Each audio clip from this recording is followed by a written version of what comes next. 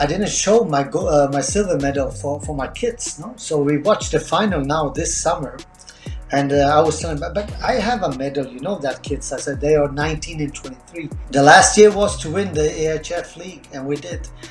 This season we had some bigger goals, and suddenly handball is nothing. No.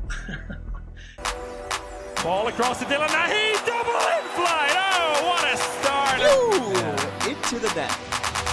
She does it again. Yes, and Magdeburg are the champions of Europe. To come up with something here. She has a game. The keeper. What a comeback!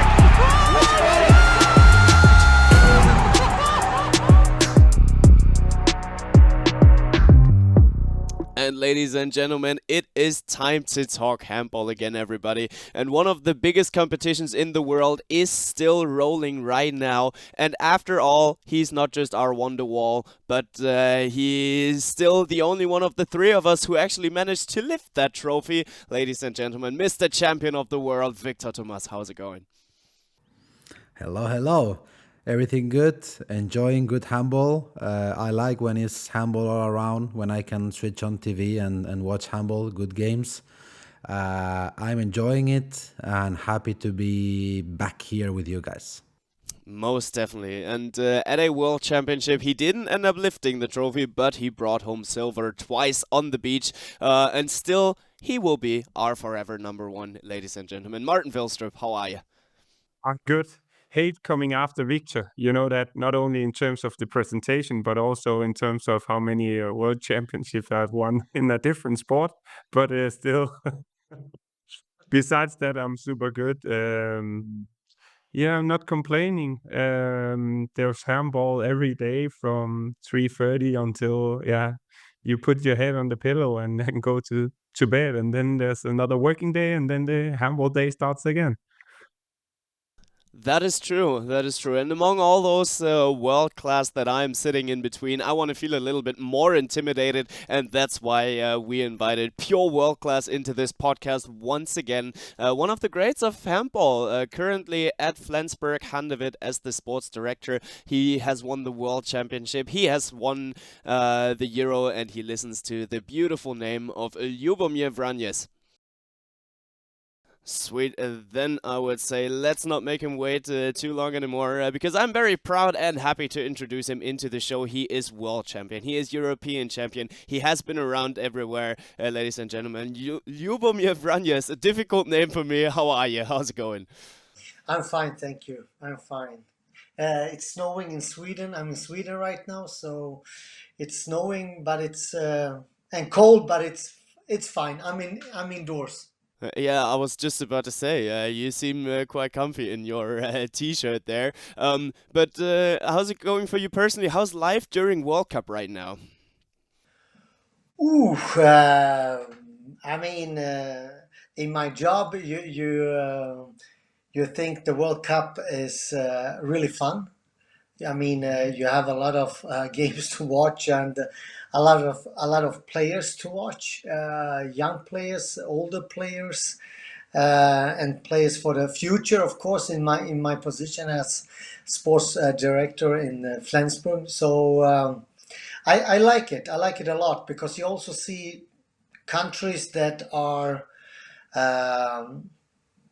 playing in Europe, and not so often.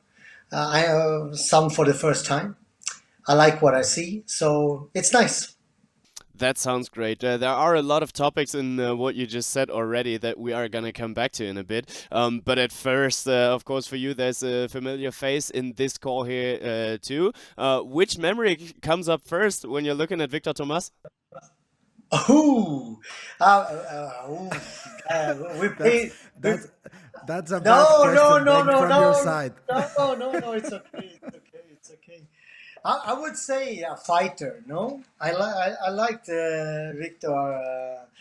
He was always a fighter. You know, he always showed the heart on the field, and I like the way he did that. It's a character, and I like when players have character, and he did it not only for 1, 2, 3 seasons. He did it for many years, and to keep that as well, to motivate yourself for so long, and to be an idol for so many kids. I mean, that's fantastic. Thank you for that. Thank you for that. Victor, how about vice versa? So when you're looking at Ljubo? So for me, I grew up as a kid watching a lot of handball, and for me, this time when Granollers was even bigger than now, and Ljubo came to the Spanish league, it was at that time already a very different back player. You know, he was the smallest one, and something I was very close to him. Because I've been always the smallest one in my team, but they never let me play in the back positions. I don't know why. But of course, he was a player that was different, that was fresh, and also with a big character. No, so I've been following Ljubo for a long time, since I was a kid, and then we were able to face each other when he was coach. And yeah, I have huge respect for him, for everything he have done, especially with this famous Sweden national team, and then also as a coach, a great career, and now in this new job, always being with handball. So for me, huge fan since I was a kid, huge respect for Ljubo.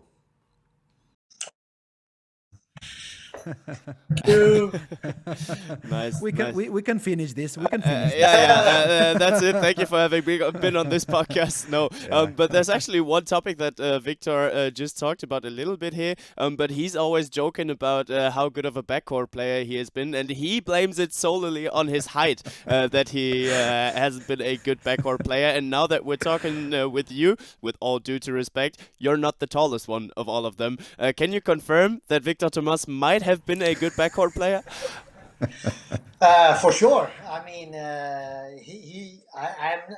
you have to tell me if I'm wrong, Victor. But I'm sure that you played some minutes of as backcourt player. I'm sure that you did that. Maybe for a judge. So it's not like you didn't get the chance. Still, they moved him out to the right wing. Always. But yeah, it's okay. No, I think you see that all over right now. There are some I would say smaller players that are playing in the backcourt. Doesn't matter if it's right, left, or in the center. Maybe not 166, but I mean, if people are talking about Steins, that he's small, you know, and I stand next to him and he's 10, 15 centimeters taller. So, but there are smaller back players today, and in the future as well, I think it will be. The handball is going in that direction, that everything should be fast, no? Yeah. But the taller players are also really much faster than my time with the Bengt boys, where there were 2 meters 10, but the physical aspect of the game wasn't the same. So I had a lot of advantages at that time. Today, I don't know if I would have that advantage, because everybody's fast and strong and so on. Especially now that you're talking about the development of modern handball, and that backcourt players tend to get a little smaller or allow themselves to be a little smaller. Do you have a recommendation for young players that are, thriving to be backcourt players at some point? I mean, that's a question that pops up every week through Instagram, through Facebook, through mails. There are a lot of young players who are insecure about their length, how tall they are, and want to quit handball. Their parents writing me a lot about this topic. How should they do with their kid? Because I mean, it's also some kind of pressure with the social media today that we are experiencing, and there are some issues, and I try to answer every one. And I mean, you shouldn't say to someone at any age actually, but you shouldn't say to someone that is too tall, too small, too thin, too that is overweight. Doesn't matter what actually. So because every child, every kid has his own time to develop, no, in own time and space. So if I got a coach. I was 16 years old. I was actually going to be in the youth national team, and he said to me, "You know what, Ljubo, you're a really great player, and when it comes to handball, you're one of the best, but you're too small for this kind of sport. I think you should choose football, no?" And as a 16-year-old, you don't want to hear that from a coach. It hurts, and I was really sad also. It's not, you go home, you're 16 years old, you mean when you have the friends around you, you want to be a little bit cool, but when you come home, then suddenly you get tears in your eyes and am I not good enough, So I think that they should believe in what they are doing and try. And I don't think 100% is the right word. I think they should always do the best they can do with what they have. And it is possible to be a small guy or a big guy to play handball. You have to find your own way just to come through. Well, you have been around basically everywhere. You've been playing all the big competitions, and in preparation for this interview or for this podcast segment, I was looking for games that you guys were playing against each other, and in particularly, I found one where I hope both of you guys stood on the court because I couldn't find the lineups anymore. Champions League quarter-final 2007. It was Barcelona against Flensburg Handewitt. Víctor Tomàs scored 12 goals in first and second leg, but still didn't manage to go through. Victor, do you remember that game? Is it possible that we lost in Flensburg by a lot of goals? It is possible. 10 goals, something like that. And then, I think I remember a little bit both games. I think they destroyed us in Flensburg, and then we tried to pray to the holy magic of Palau Blaugrana to come back, but we couldn't do it because it was too much of a different goals. But I think I remember. I didn't remember I scored that many goals. That doesn't sound like me, but it was always great fights between Flensburg and Barcelona. I think it's one of the classics games that you can see in Europe. I think still is. And I have good and bad memories against Flensburg, but at the end of the day, and now that years has passed already, it's good memories, even though it's one that it hurts a lot. It's the penalty shoot in Cologne that it's still hurting. Yeah, I'm sorry. Do you remember that matchup or any other matchups against Victor? I really have to be honest. 2007, it's a long time ago. We played the final in the Champions League. That I know against EHF Kiel as well. But I don't remember those two games either. I'm a type of guy who wants always the next level, always the next step. And you can enjoy, of course, the feeling and so on with your friends. If you win a big title or whatever, but watching it afterwards, always the big finals are always, you can say, at the end. And then if I meet, for example, if we play the European final or Champions League final, like at that time, then it was 2 games. Then you watch the first game to be preparing for the second. But if you just have one final, then you're going to meet the same opponent maybe in 6 months, or it doesn't make sense to watch it. And I don't need to say that I'm good or I'm bad. I know it without watching it. But yeah, especially talking about that Champions League final that you have played back in the days in 2007 with Flensburg, lost in the derby against Kiel. But still, you won almost everything on that big stage. So 3 times European winner. You won the World Championship. You won Olympic silver. You even won the Champions League as a coach. Is there something still on your bucket list that there's left to win? The Olympic gold medal, no, that would be nice one day. I don't know if it's possible, but and if it's gonna happen.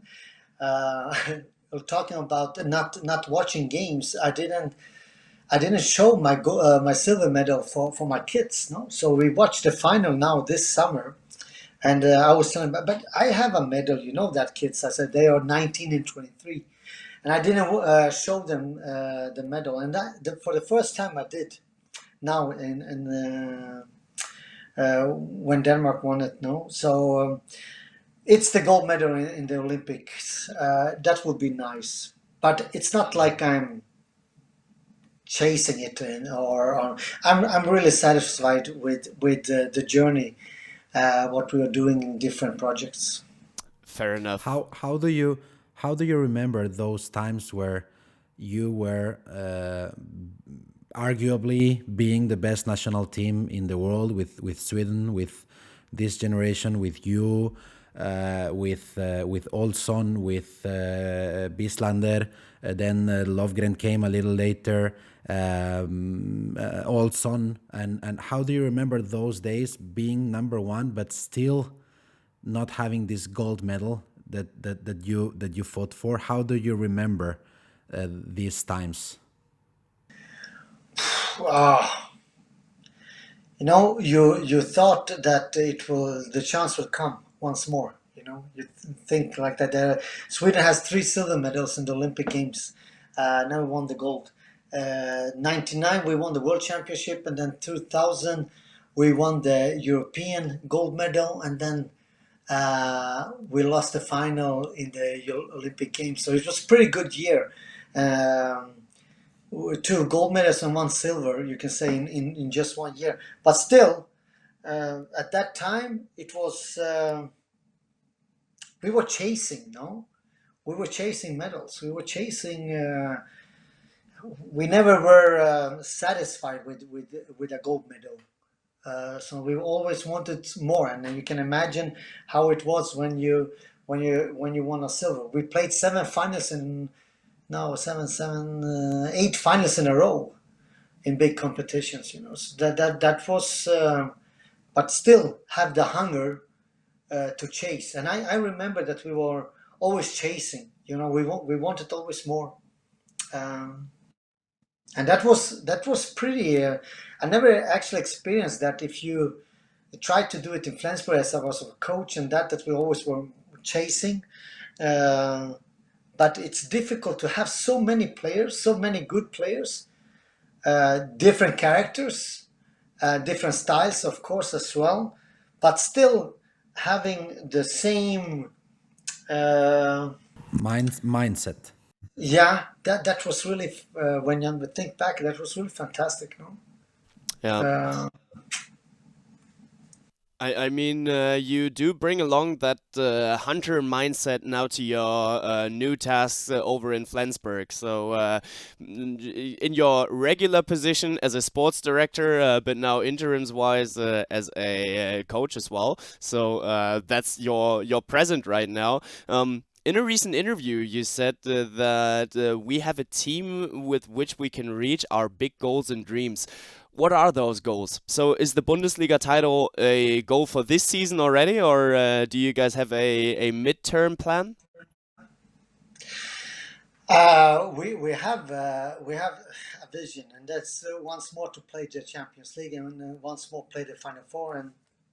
And when you're in Final Four, you never know. No, that's the small things that decides if you win or lose.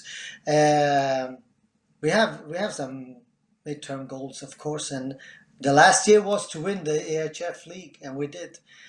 This season we had some bigger goals, and it was to reach the second place at least, to be able to play Champions League next year. And it's still possible, absolutely. And it's still possible to reach the Final Four in EHF League Cup. So we have some goals that we still want to reach this season. It's been a little bit turbulent, yes, but still we have a great team with great players. If you see, I mean, how the Danish national team is playing right now, and we have 7 players in that squad. I mean, we can play really good handball, and we want to show it also in the last 4 months when they can come back now from the World Championship. And we have other players as well, not only Danish players, of course. Yeah. Now that you said that it was turbulence, so you've been a player, you've been a coach, and now you are sports director. I think we can agree. I've never been a coach and not a sports director, but I think we can agree that as a player, the life is fantastic. Life is the best because you just have to think about going to trainings, listening to your coach, watch the video, and do what the coach wants me to do. Go home, take care of your body. That's quite easy.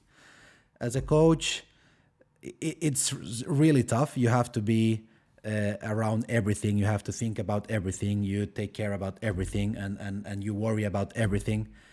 And now that you are experiencing a turbulence time as a sports director, which position would you say is the toughest one? Coach, sports director? How are you feeling in this position? I would without any doubt, I would say coach. I mean, coach is something that is fantastic to be a coach because you can really move things, but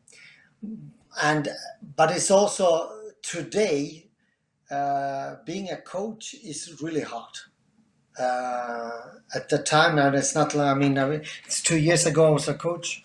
But at the time, being a coach is really hard because you have so much pressure today, and the patience is almost zero. Not only from, mostly from the public, from the social media, from the people around. Because if you lose one game that's not supposed to be lost, you're getting criticized directly. Everybody is a handball expert, and what I don't like about this is the humanity, but you mean behind. It's so easy to criticize a coach today. I'm a Manchester United fan, no? So you can imagine. A lot of coach criticizing. You can imagine what I'm reading. But I think it's a tough time right now for being a coach. Of course, when it goes well, but it will always go down in some point. It can't only always go up. And as a coach, you get the hit always, even if it's not, say, your fault always, but you always get the hit. As a sports director, I mean, yeah, I'm a part of the of the sport in the club and organization, but 85% of my job is finance. So and that is something else, and that I'm new to, of course, but it's also really interesting. The pressure is there to find new partners, find new sponsors, and then the sponsors that we have, that we keep them and make them happy, to continue to be a part of Flensburg. So that it's really different. Of course, I am doing my scouting around the Europe as sports director, and also having contact every 10 days, with the coaches, and maybe 1-2 a week. I am also on the training facilities to speak to the players, to watch a little bit, but it's not that much contact actually on the floor as a sports director. So it's less pressure than a coach. Yeah, fair enough. I want to do the switch a little bit over to the guys that are on the playing court there, because especially if we're talking about the big goals that you guys have with Flensburg, you do need your best squad for that. You always do. But then if we're looking back to, I think it was December 23 when Kai Smits got his diagnosis of that heart muscle inflammation. That probably was rather a shock for all of you at Flensburg. He did come back for the EHF finals, which you guys won. But can you talk us a little bit through, the whole journey that you guys had with Smits and Flensburg under it? I think it was a shock for everyone. No, he was tired. He looked tired, and we were a little bit worried why he was so often tired. So we made some medical checks, and we found that it wasn't something wasn't good, and then we sent him to the Netherlands, to the Olympic how do you say that, committee, and so they could also do the medical checks and so on, and they found that his heart wasn't working as it's supposed to be. And suddenly handball is nothing, no? I mean, suddenly if you win a game or lose a game or 2 points or not, I mean, that disappears pretty quickly. And then the guys, we were really worried, no? What does it mean? Because you don't. I know Staffan Olsson had problems with his heart as well, and he did also some operations later on. But I didn't meet it like that. I didn't come that close to it, and it's a, I won't say bad feeling, but it's a strange feeling to be in that kind of position. But when you're in it, you try to do the best. Of course, you try to support Kai as much as possible, and not to hurry, of course, because then what we want as club is only that, and of course as players and everybody working around, that he is going to be well again. And after a couple of months, took a long time. We didn't know which way it's going to go. And he's now playing, and he's playing pretty good, I have to say. That is good, and I think that makes the whole handball world happy to hear that Kai Smits is back to full strength, and that Flensburg had his back all the way through. I think we can arrange on that. Brings us over to the next topic, that you guys are still without a head coach right now. So it's you coaching the team interims wise. I was wondering whether you guys were in talks at all with Jesper Jensen, because as he withdrew from the from the Danish national team and now is going over to FTC, were there talks with Jesper Jensen at all? First of all, I have to correct you. I'm not the coach. That's Anders Eggert. So I was just sorry. It's no problem. It's no problem. I'm sitting there, but I have the license, the master coach license. So, but he did the trainings, he did everything. So he has to have every credit for that. Talking about the new coach, I think it's not appropriate, I would say, to mention names in the way how we are working in Flensburg, and I mean, there are a lot of good coaches out there. Some are available, some are not. But mentioning some names, I think I would give the respect for and the private sphere for the coaches that we are talking to. I won't mention that. I'm sorry. All good. We respect that completely. So That's understandable. yeah, most definitely, most definitely. But then let's move it over here to our last topic, because especially right now, yeah, a lot of your players are underway. But you, as a Swede with your heart in Flensburg, a German team, but having a Bundesliga team with a lot of Danish players, a Dutch player with an emotional story to it. You have coached 3 different national teams, and now we're watching a World Championship. Where is your heart cheering for right now? Oh, the best handball. Spain. Depends who they're playing against. But yes, Spain sometimes. I really like the way Spain is playing handball. I like Jordi. But it depends who they're playing. I mean, if Sweden is playing, of course I'm cheering for Sweden without any doubt. And I mean, Germany, of course, as well. It's 19 years that I'm in Bundesliga now. So you have connection to many people around the German national team and of course the players. But then you have the Danish team. We always had a lot of Danish players in Flensburg, and I'm really good friends with a lot of them. So it's difficult, but I would say right now I like good handball. I like to see good handball, and what the Danish team did against Germany, it was it hurt, no? Frightening, is that the word? Yeah, a little bit. I mean, okay, the defense, but how they are attacking, you know, that's another dimension against Germany. I think it's crazy the way how superior they looked in everything. Germany, I think they did a good game, a really good game.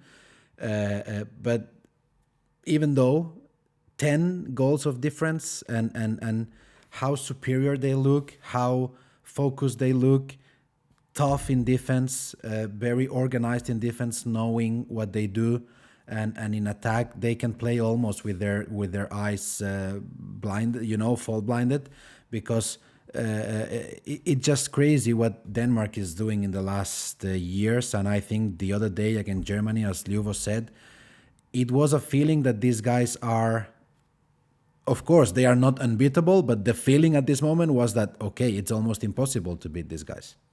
Yeah, well, and I mean, last victory that Sweden took home against Denmark, I think it was in 2022, when they won 34-32. In the Olympic Games, you guys met each other too, but Denmark took it home with only 1 goal there. So it is close. Sweden gets close to Denmark, but they are not entirely there. If there is that matchup during this World Cup, do you reckon there will be a chance for Sweden? That's something else, no? I mean, Spain, Portugal. I think it's also something else. Probably tomorrow. When Sweden are playing against Denmark, there are different things. Then I think we don't play exactly the same way. We don't, but the respect is not that big. I think between these two countries. We had some fights for many years, and it's not that we don't like each other, but we have a pretty big ego to win this game.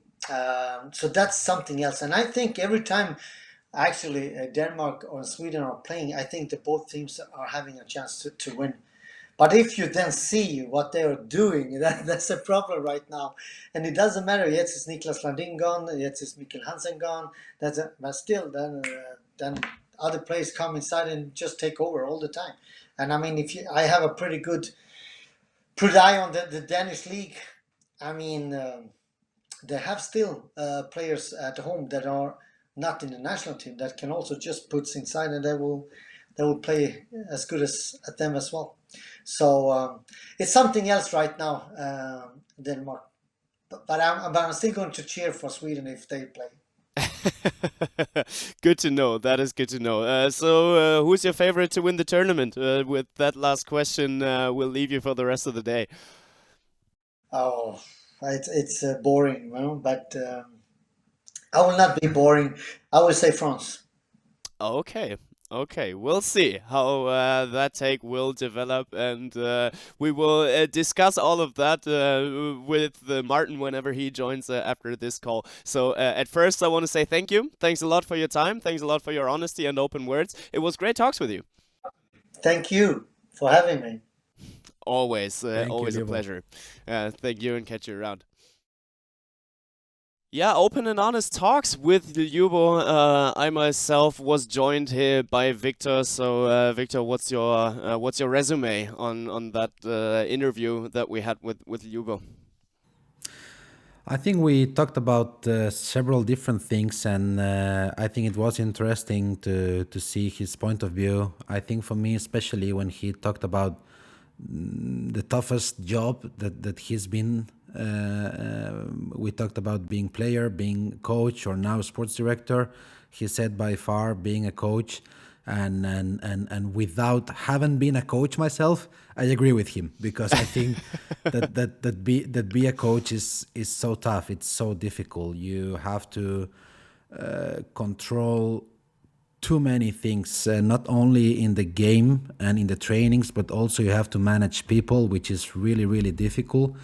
And I think it was interesting talks with handball legend like Ljubo. Yeah, and I mean, he seems to be taking care of the human personality there too, especially when he was talking about Kai Smits and his story, and that Flensburg stood behind him. And well, you could really see that handball is, after all, just handball. And when it comes down to the most important topics in the world, and that is the personal health.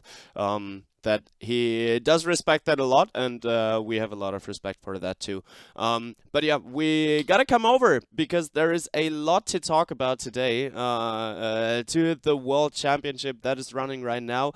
We have to declare that we are recording on Thursday, so the last two main round matches are standing just right in front of us as we are recording. You guys know the results already. That makes it a little more difficult for us right now, but we can talk about it on a on a meta level, maybe into that direction, because Martin, you have been talking us through your predictions for some dark horses, and I didn't hear about Italy. What went wrong there? Actually, first of all, I took a little bit of a red jersey on me today just to show the colors in representation. It could be Spain as well, but actually in this case, it's because of Denmark. No, I have to say with Italy, they've been the darlings of this World Championship. They've been playing in Denmark, in Herning, and I have to say, first of all, I'm not super surprised about them, going through to the main round and with winning 2 games, but the way they've been playing, and just they took all the hearts of the Danes. There's been a lot of Danish people watching Italy's games, and even after the games, they've done this Icelandic gesture where they clap above their heads. And I also saw today in the Danish media that they put a message out to the Danish fans saying thanks. But no, they're not my dark horse, but they're definitely the World Championship darlings. And love to watch them. It's like the football team also, with a lot of emotions. And when they sing the national anthem, then they are just screaming it out loud, and I love it. What I even prefer to the over the national anthem of Italy is when they sing "Sarà perché ti amo." I just instantly see all those videos coming in from San Siro, that football temple, and it brings Denmark. I think they're playing in Denmark. It brings Denmark to life when they scream that throughout the halls. Well, Victor, did you expect Italy to play such a big role after being back on the big stage right now? It seems, I don't know the word in English, but it seems like I'm taking advantage. But I actually expected them to be good, because the last qualification games they played, if I don't remember wrong, they win against Serbia, and they almost win against Spain. And I think they have a group of players now that separately they play in good level in Bundesliga, some of them. And of course, everybody's talking about Leo Brandner now, and I, as a right wing, I knew him also because I was watching Ballingen last season, having one of my players that I work with playing there, and he was also playing in Spain in Cuenca. And actually, I expected them to be good. Maybe not that, to show that energy that they have been showing. It was really cool to see them play. But I expected Italy to be a tough team. Okay, yeah, fair enough. More people expected Portugal to be a tough team, and they proved that throughout the tournament so far. It is unfortunate for us because Portugal is having their match up against Spain just in front of them tomorrow on Friday. But yeah, you guys know the score already. Victor, from your perspective, in that main round, who is the worst opponent to have, Portugal or Sweden?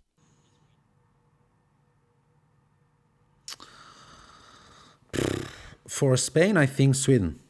Okay. For Spain, I think Sweden. Why is that? I think it's history. It's for history. Spain, they shown against Sweden that they are still this national team that never give up. And if you would make me bet some money if Spain would even the game after 45 minutes, I would lose a lot of money, because I would never say that they could even the game, watching the game. And I think that history is making Spain to feel a little bit under Sweden, but Spain feels, even though Portugal is leading the group and Portugal is showing that they won against Brazil, they won against Norway, they draw the game against Sweden. But even though I think Spain, they feel superior than Portugal. So in my opinion, if I'm talking about the Spanish point of view, I think Sweden is a worse opponent for them than Portugal. Yeah. But I said, and I keep my word that Portugal is my favorite dark horse, and I think they are not a dark horse anymore. They are showing everyone that they are pretty serious. And I mean, Martin, you did have the bold call that they might even make it to the semis. You're standing strong with it?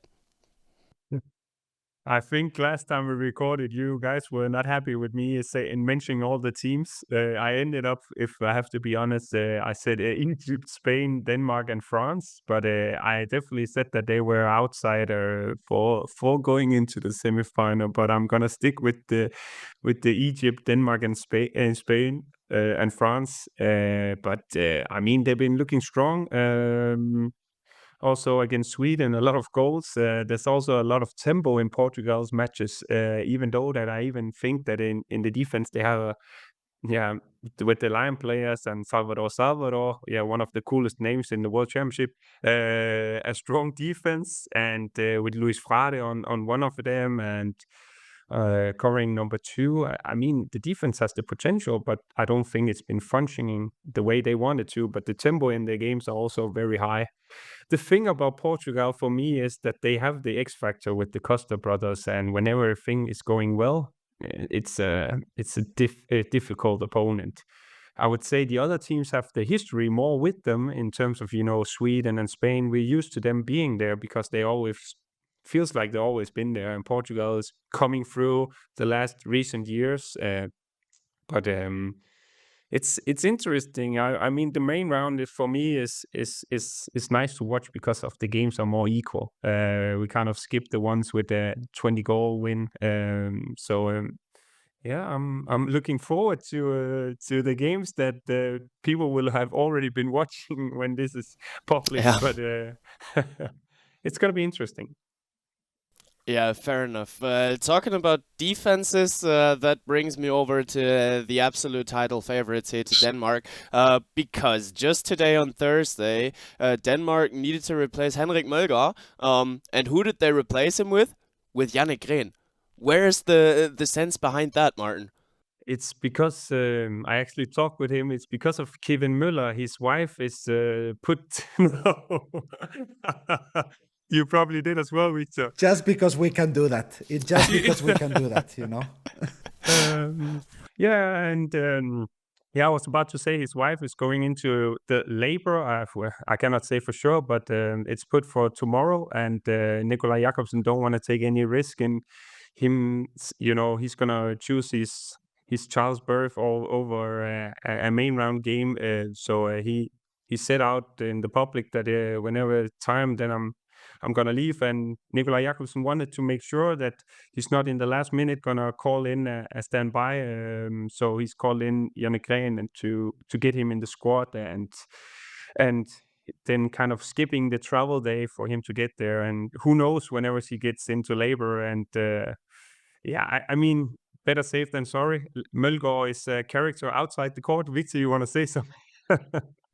Yeah, congrats to Yeah. Kevin Moller, of course. Congrats to him and his partner, of course. But it was cooler, the story, that they just put Jannik Green because they can do Yeah, that. yeah, exactly. Let's say it's like that. They can put in Jannik Green because they wanted to.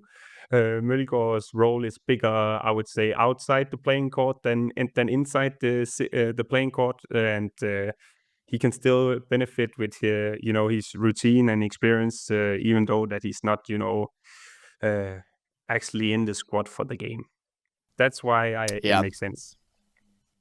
Okay, fair enough. But because they can is basically the answer to every question that we have about Denmark, because that is the way that they are playing. Ahead of the tournament, we haven't really been having a discussion about whether or not Denmark is title favorites right now.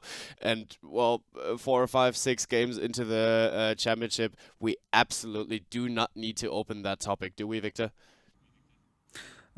Sorry, my man. I was checking some message. I didn't hear the question. Sorry. Denmark is still title favorites, aren't they?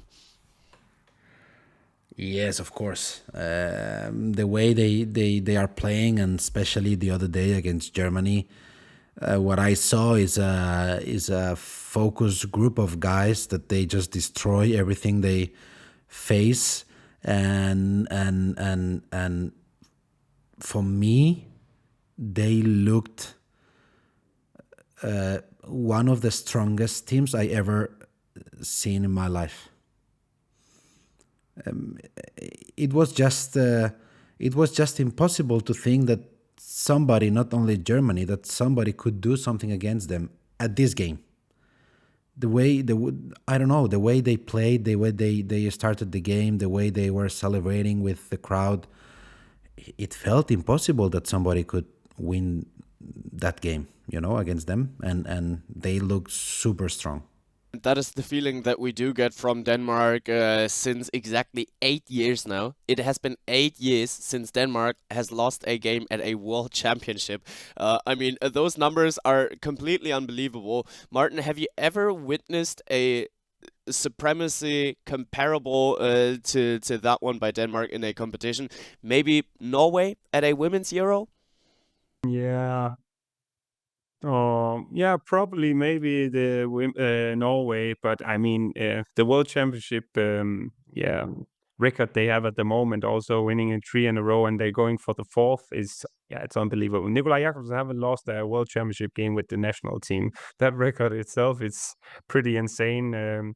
They still struggle to win the European Championship, silver and bronze. I think they won under Nikolaj Jakobsen, but I have to say, scoring 40 goals against Germany, and as Victor said, the way they engage with the spectators, I'm excited to see if they can keep up the energy whenever they're not gonna play in Denmark anymore. But some of them haven't played home field championships, and that's why they're giving it all and having an extra boost. And I have to say, the way that they've been playing, it's like unbelievable. And the most impressive thing is that they're not super satisfied.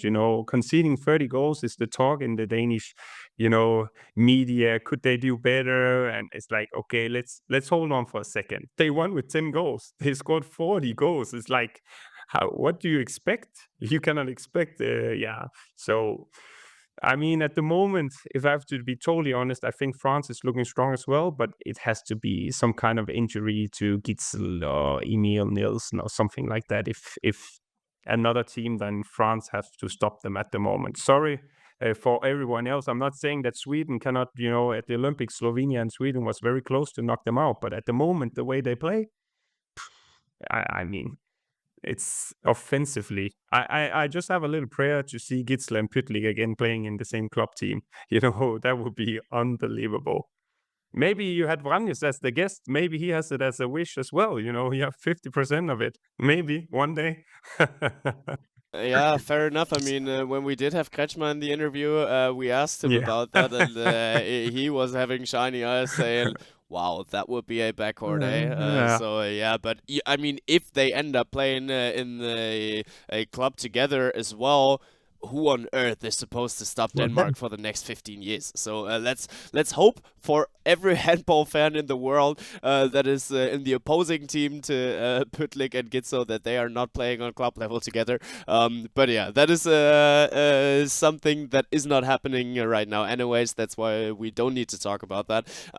But we do need to talk about France a little bit, as they are the ones that are getting that are seemingly the closest ones to beating Denmark, but they haven't been really tested, have they, Victor? No, they haven't been tested yet. And I also agree with Martin that I think France is the national team that everybody is thinking about in terms of winning against Denmark. I think another teams can do it. I think Germany could do it. I think Sweden could do it. I think Spain could do it at some point. The way Portugal is playing, I think Portugal maybe could do it, but we need Denmark to have a really bad day. Yeah, true that. Martin? I just wanted to say that I agree with Victor, but, having France been tested, they played against Austria, Hungary, Denmark. Have they been tested besides the Germany game? It's Algeria, Tunisia, and Italy. And that really wasn't too much of a test there. No, that either, but the Germany team are strong, I would say, in general. But so to have that in mind, I think France has been showing themselves very great. Did they score almost 40 goals against Hungary, also 37 or something like that? And so I agree with Victor about it. But as I said, I also think the other teams can, do something about Denmark. And I'm excited to see if some teams will, do something differently defensively, if they're gonna, change it to a 3-2-1, 5-1 defense. Do they do a man cover of, I don't know, switch it up a little bit maybe. And France, this game, France-Austria, we can feel how important is the momentum of the teams and the home advantage, let's say, of the teams. Because we witnessed a game in Cologne that when Austria almost beat France, and they had a feeling that they have lost 1 point against France, because I think it was a even game. I think it was because Austria by the European was Championship. really, really close to win. Yes. So, but now they played against each other, and we feel that France hasn't been tested. So the momentum is very, very important, and also the arena and the country where you are playing, it's also very important in indoor sports. Cool. Then let's close the World Championship talks for today, and let's look over, because on the women's side, the elite competition in European handball is running as well, and we have to start with the bad news here yet again, because it has been 2 months that Vipers looked like they could avoid the bankruptcy, but still 2 months later they have to declare bankruptcy again, and there are many questions in my mind. How is it possible to declare bankruptcy twice in a row, just within 2 months, after winning the Champions League in a three-peat, after selling your top star Anna Vyakireva for a little bit of money there too. Does any of you guys have an explanation how that is possible? From what I've been reading in the Norwegian newspaper is that, in terms of, gaining success and you want to keep up, the success throughout the years, they have been, taking in players and giving them good salaries, and, that haven't, been the right way to run a club in terms of what they're getting in, as an income, because of the salaries are getting higher and higher, and they want to stay at the level. And sometimes in different cities there are other teams that are taking in the sponsor money. And I mean, for me, the most important thing to say here is that I feel super sorry for the players. First they went bankrupt, everybody was like, okay, can they really save themselves and gain a little bit of hope?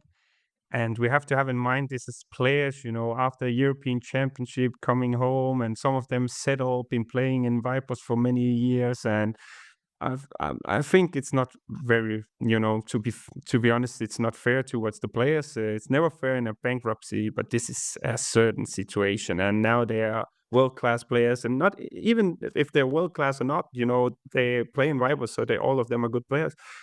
The situation they're in now, with families, no contract, where to go, who has the money to bring them in a different club, and I feel super sorry for the players. That's my focus, and what I have to say about the board in Vipers is, it's a little bit embarrassing, if I have to be honest. Victor, what's your read? So as you guys know, I work as a manager now, and I had one player in Vipers, Paula Arcos, and I don't want to talk about that much about it, because we are in the middle of something still. But of course, it's a problem of managing.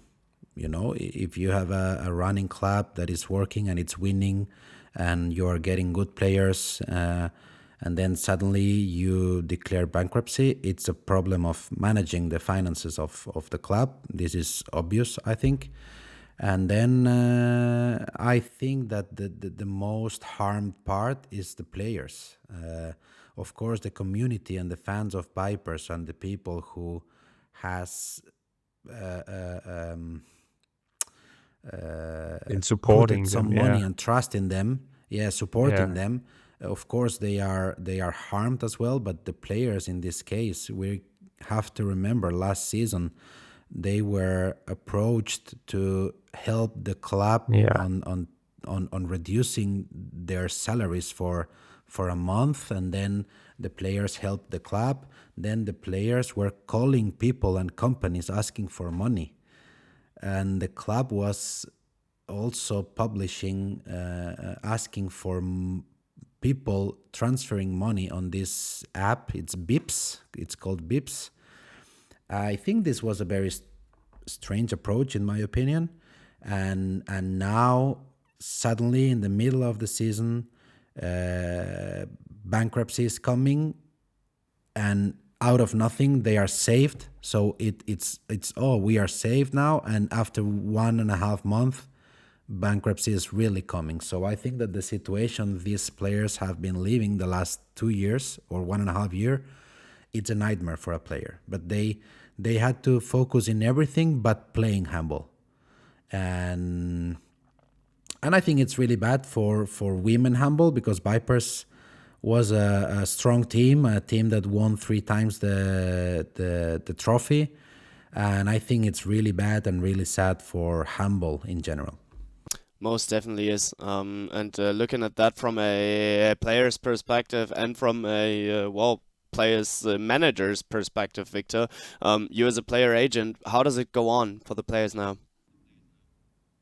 So it's tough. It's really tough. And we were lucky enough to find a team for my player, and the transfer has been announced already.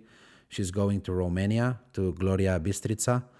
But of course, there is no many clubs that have a budget now to take these players in, and then I think these players should be protected somehow, that they can chase or proceed on their new adventures without any problems.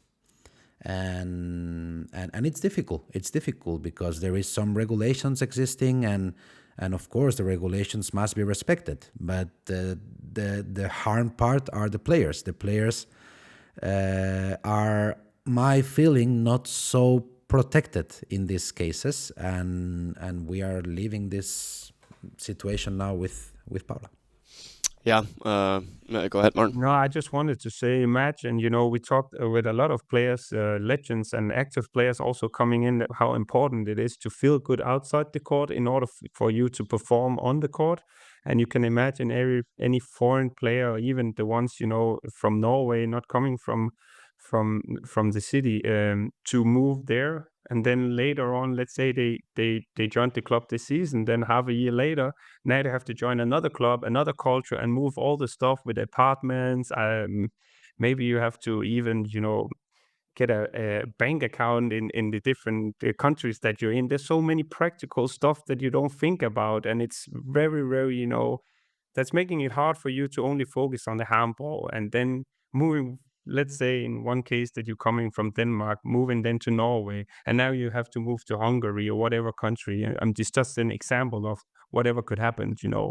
It's tough also for the players, and I mean it just in general. Well, I couldn't imagine myself being in. I would be, confused, angry, and all those feelings they have to control. So as Victor said, I feel sorry for everyone around the club, not the board. Actually, of course, it's sad, but it's the players and the fans and whoever put a big effort into it. But it's also sad for handball, as Victor said. Also, having a top team from Norway is great.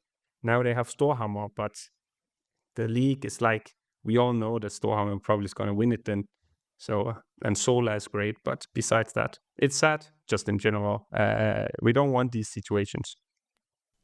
It definitely is sad, and just for clearance, we have to make it transparent here that we don't represent an EHF opinion here, so this is all our personal opinions. But yeah, I think we can all agree on it that it is a difficult topic, and that it is no good news for women's handball at all. So yeah, it's very difficult because I don't think this happened ever in the middle of the competition. So I think it's very difficult to know how to proceed in this more, I would say, administrative things. It's difficult because there is it's the first time. So of course I respect everything, but I think it's some things that maybe had to be rethinked. Because without the players, there is no competition, and I think that the players in this kind of cases should be more protected. So just for official reasons here, so the matches that haven't been played are counted as a 0-10 defeat for Vipers. The games that have been played already will stay. So if Vipers remain the 6th in the table, the 7th team will take the spot. So for Bucharest and Budapest, it is getting interesting in the last matches since they are only 2 points apart. So yeah, we are gonna have a look at some more topics that have been running around in the EHF Champions League Women. And let's move it over to Group A with breaking news, because some big news rolling through the handball world. Jesper Jensen will be taking over FTC in summer. What a move. So FTC is one of the biggest teams in Europe already. Now they are getting one coach that has been around for quite some time, and that quite successfully. Martin, what's your opinion on that? Well, first of all, it's interesting to have him back for a club team. It's what he self was missing, the daily contact with the players, and he missed this kind of club feeling being around, and it's a different being club trainer than from a national team, and that's what Jesper Jensen is missing. And he said that FTC matches his ambitions, and that is to go very, very far in the Champions League, maybe even win it. And that's exactly also what he tried to at Esbjerg. So it's super interesting, and it's sad for the women's handball in Denmark because he's been doing super great for the national team, and it's going to be interesting to see who's going to take over. But for Jesper Jensen, it's nice for him to come back, and I'm looking forward to see him how he will do in Hungary under the pressure that you will be in a different country, in a big club. Obviously, there's a pressure in Esbjerg, but now in Hungary. So I'm super excited to see what that can give to FTC for next season also. Yeah, and I mean, FTC has been around to actually fight for trophies already, and the chances for the Champions League title, they didn't really get smaller, did they, Victor? No, they are still on the fight, and of course, I think they would like to end the era that they are in now, or this season, with good results, and of course trying to get the championship. But then if they do it this season, they will put even more pressure on next season for Jesper Jensen. So of course they are all in, they are still looking good, and let's see how far can they do it. We will see, and we will for sure have a look at that. And I mean, the top two teams of Group A, they are having a little gap towards the rest of the table already. But if we're looking down the table in Group A a little bit, down to the third spot, there is a big surprise. No Česime, no Krim. It is HC Podravka Vegeta to slowly but securely climb up the table, up into the third spot. Is that surprising to you too, Martin? Yeah, for sure it is. I remember us predicting who's going to be on top of the group. Luckily, I said Metz and Ferencváros, but I mean, we all expected Csesem Bucharesti to be up there fighting for it. So at the moment, they are above them. I'm still gonna say that Csesem is gonna be above them, and then it's a close call between Pristria and Krim, and even Storhamar. But I have to be honest, I'm a little bit surprised about them being there. Maybe I expected Krim and Česem to be right under, but as you said, it's close, and a lot of games are missing still with the heads up against some other teams, and maybe that can be the difference. But I would lie if I said that I expected them to be there on third spot. Yeah, I mean, for Podravka, I think it's especially against the other underdog teams in Group A that they are barely letting any points slip. So only one draw against Nykøbing. Apart from that, they won all of their matches against Storhamar, Gloria, and Nykøbing. So it's always close with only a goal or two, maybe even three in difference. But I mean, good teams always find a way to win matches, right, Victor?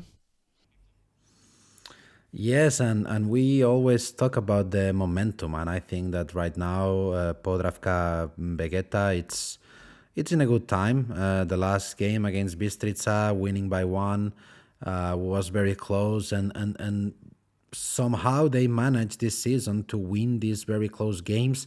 And when you manage to win 2 of them, for example, then it's like boom, you are going out. It's a boost confidence. And I think, they are in a good moment.